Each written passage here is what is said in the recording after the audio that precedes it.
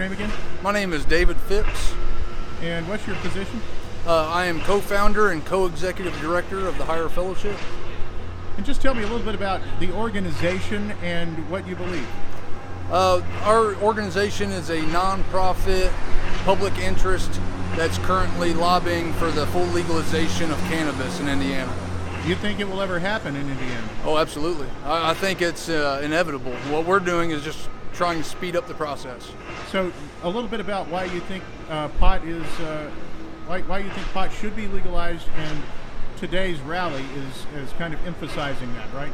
Well, yeah, today's rally is to try to rile the troops, if you will. We're trying to get more Hoosiers involved in the movement.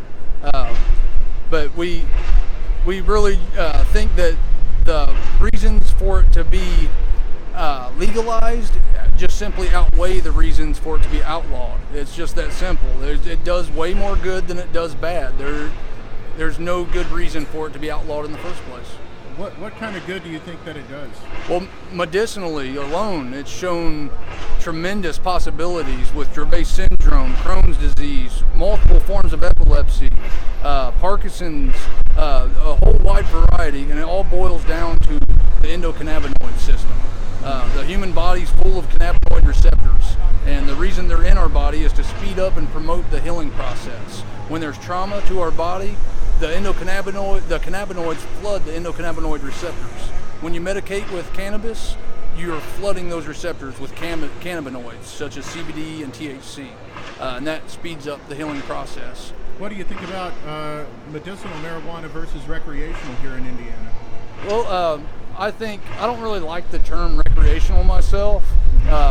I think it implies that if it were legal, that people are just going to be out, recreationally using it. And there's many good reasons for it to be legalized outside of that.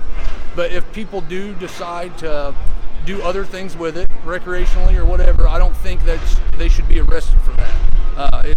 It doesn't hurt anyone. It's impossible to overdose from it. The amount of marijuana it would take to overdose, it's just simply impossible to take that much in your body. What about, and I may ask Bobby to come here and speak on this too. Absolutely. And, your full name again? My name is Bobby Jo Young. And what is your position? I am co-founder and co-executive director of the Higher Fellowship. What about people who say that smoking marijuana makes people lazy or it makes people not want to go to work? I would suggest that they do research. There is a lot of research out there that can explain why that is not the true reason. I believe that's all reefer madness stuff. Yeah, a little bit about reefer madness. Who are some of the people that you're having speak today? Today we had Nick Davalos speak from Indiana NORML. We had Joe Hoglund, who's the head of the Libertarian Party. We also had myself and David Phipps speak as well. We had Adam Atkins, he's running for governor. We just try to bring a different variety of people to target every group of people. What would your message to the state legislature be? It would be the power of the people is coming. The cannabis revolution has begun. We will not take no for an answer. The people are rallying and they're ready to see change. It's something that's just a little bit different about Higher Fellowship than, say, a rally at the Church of Cannabis or someplace like that. The Higher Fellowship is going at it from a very professional point of view. However, we support every organization in the cannabis movement.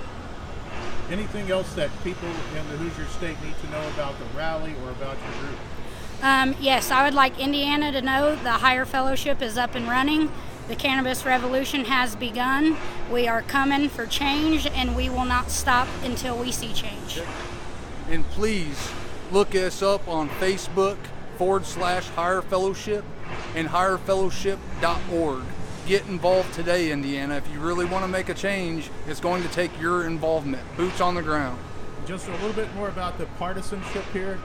You say it's Republicans, Democrats, Libertarians, everything. Absolutely. It's one of the very few bipartisan issues in this state. We have Republicans fighting for the cause. We have Libertarians, Independents, Democrats. They're all coming to agreements and ready to work together on this.